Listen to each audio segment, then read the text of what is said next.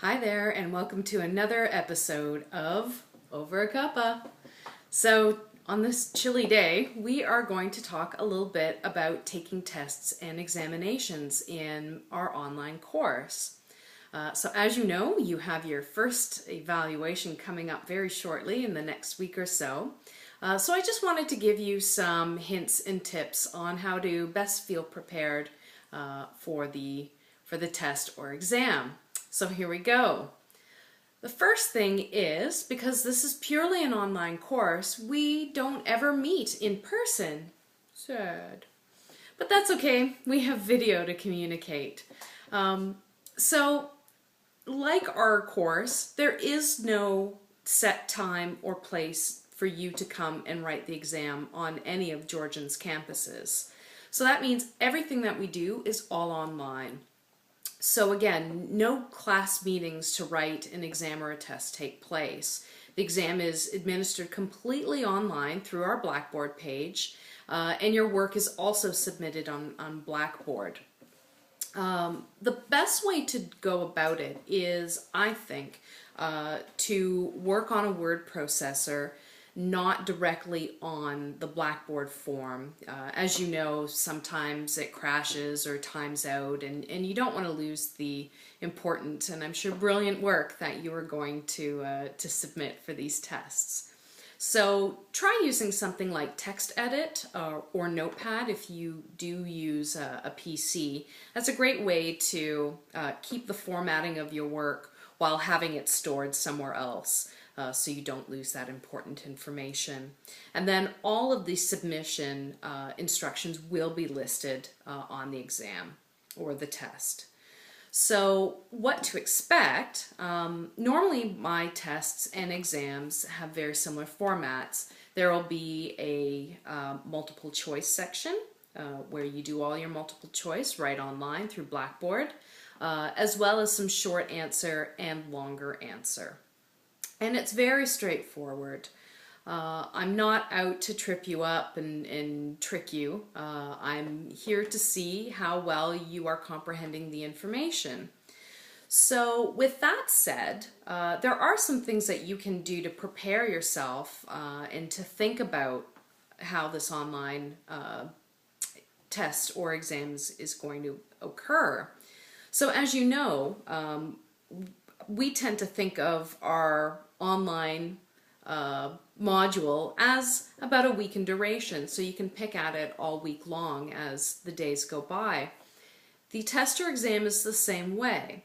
There will be particular instructions for different sections, so sometimes I will place a timer so that if you start a section you do have to finish it within a certain length of time, so be sure that you read the instructions very carefully.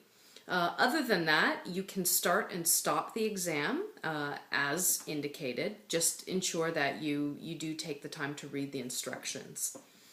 So in preparing for your exam, of course, because I'm not there to lord over you while you write an exam, good thing, this is an open book test. So be sure that you review all of the key terms and definitions and readings to date. All of those things are fodder for our test or exam. But more importantly, know where it is that you can access the information in your notes. So it's a good idea to review what you've done, maybe put everything in one place by printing it out or making sure that you can access it on your computer. And it is open book, so yay! Another way that you can help yourself to prepare is to ensure that your notes and readings and the worksheets are complete and up to date. The reason why the worksheets are there is to give you more of an opportunity to engage with the material, so it's not just trying to read and then remember what you read. That's actually very hard, and statistically speaking, we only remember about 10% of what we read. So using the worksheets as a way to capture your notes is a really great way to review and keep engaged with the material. So ensure everything is up to date. If you must use external sources, remember where you got them and how to cite them. I do expect that all of your citations for everything in my course are in APA format. So make sure that you either have the Cites and Sources manual if you are in a program that is given to you, or just make a bookmarked list of sources that you can go online to get the APA information.